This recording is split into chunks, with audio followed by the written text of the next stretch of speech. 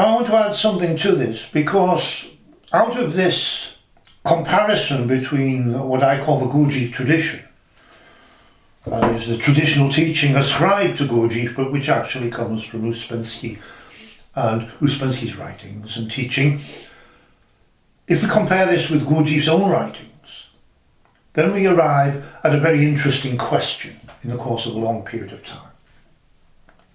And it concerns self-remembering. Now, I've said Gurdjieff didn't write about self-remembering, not in the sense anyway that Uspensky used the term. But self-remembering plays a big part in the Gurdjieff tradition, that is to say in Uspensky's teaching, and is therefore something that we must consider and look at. Now, by comparing these two things in every detail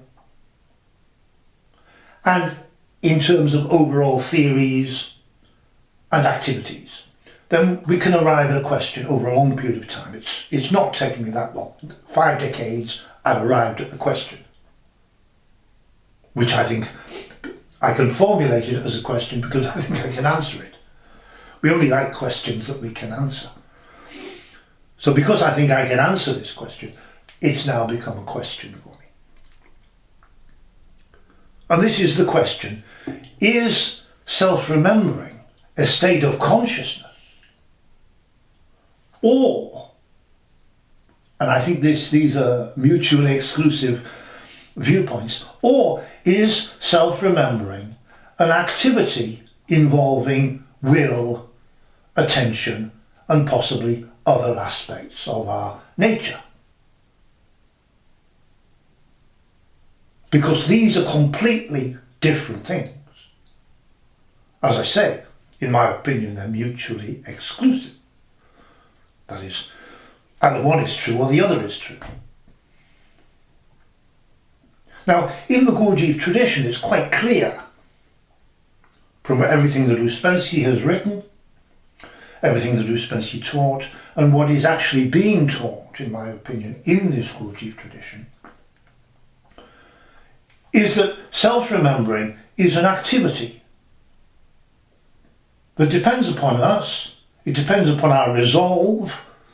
We try to remember ourselves by using what attributes we've got, such as will, attention, and possibly other things.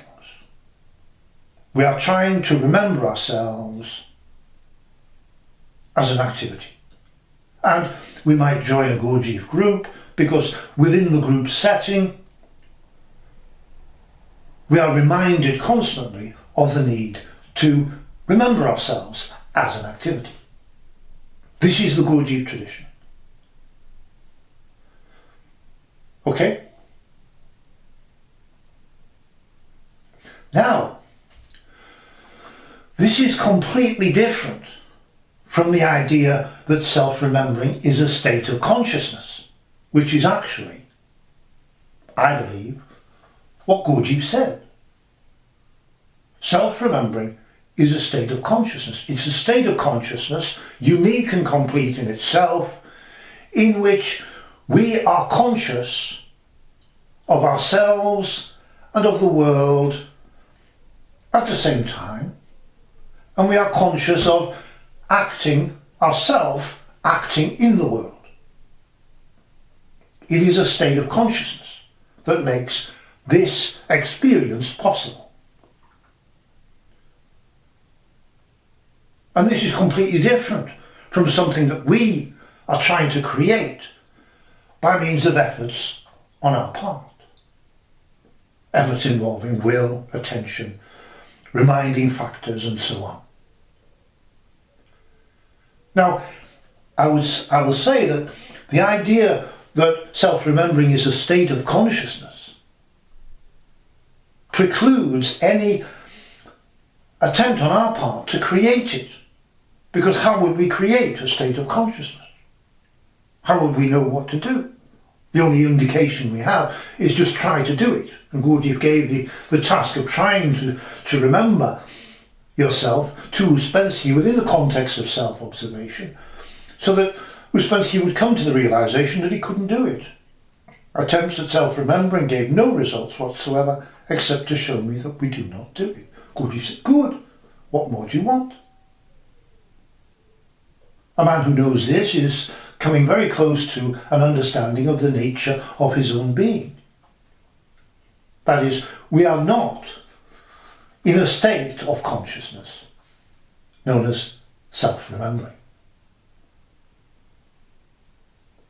Now Gurdjieff further gave examples and spoke of, and perhaps even gave exercises to try to show that we are not in this state of self-remembering. We are in a state of consciousness that is different from the state of self-remembering. It is not self-remembering. It is referred to in Search for the Miraculous as waking sleep, our ordinary state of consciousness. It's not self-remembering, it is waking sleep. But there is no suggestion from Gurdjieff that we can change the state of consciousness, complete in itself, existing, called waking sleep, into a state of consciousness called self-remembering, which is a completely different state of consciousness. How can you change one state of consciousness that exists into another state of consciousness? This is not what Gurdjieff was teaching. Gurdjieff was showing, true, that we have two states of consciousness, that at times the state of consciousness known as self-remembering or consciousness of self, we do have. But why? And it's because Gurdjieff was showing that we have two conscious minds, having nothing in common. We are living in the wrong one, in a state of consciousness, complete in itself, a state of consciousness, known as waking sleep. We are not conscious of ourselves. Fine. But Gurdjieff was teaching and showing we have another conscious mind that remains in us. This is our true conscious mind. And when this approaches, when this manifests, even ever so slightly, we can detect the difference because we have a different state of consciousness. Because we have the state of consciousness known as self-remembering, consciousness of self, that is appropriate and that comes from the proximity or the presence of our true conscious mind. So Gurdjieff was showing Uspensky we have two states of consciousness, completely different things, completely different, as it were, entities. And what I'm suggesting to you here, when we compare these two teachings, we come to the realization that actually Uspensky has misunderstood what Gurdjieff was showing him. Because Uspensky has taken from this the idea that we can change our ordinary state of consciousness, waking sleep, into a different state of consciousness called self-remembering or consciousness of self. And this is not what Gurdjieff was showing him. Gurdjieff was showing him we have two conscious minds, we are living in the wrong one. Each conscious mind has a state of consciousness appropriate to it, that is its manifestation in us. And the task that we are involved with, the Gurdjieff work, is to change over the two conscious minds. Not to change one state of consciousness, into another state of consciousness, which is not possible, because states of consciousness are not mutable. They can't be changed. They are what they are.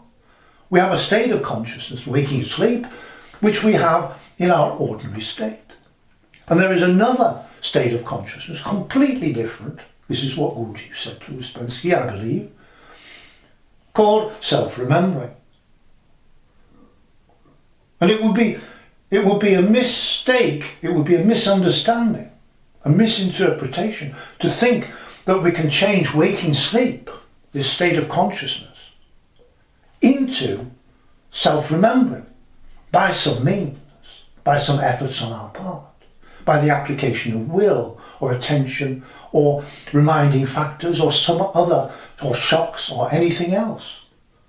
This is not what Gurdjieff was teaching, but is what the Gurdjieff tradition is teaching and what Uspensky was teaching.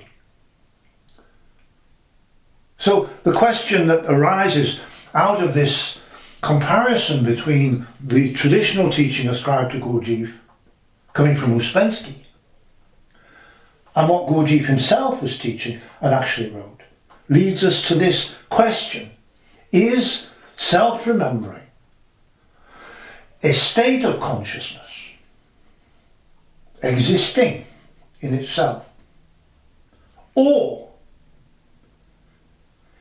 is it an activity?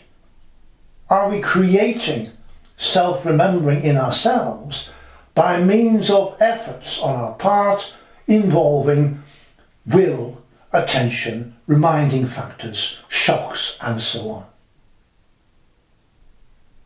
And the conclusion that I reach from this comparison, you may reach a different conclusion after 50 years, but the conclusion that I reach is that self-remembering is a state of consciousness.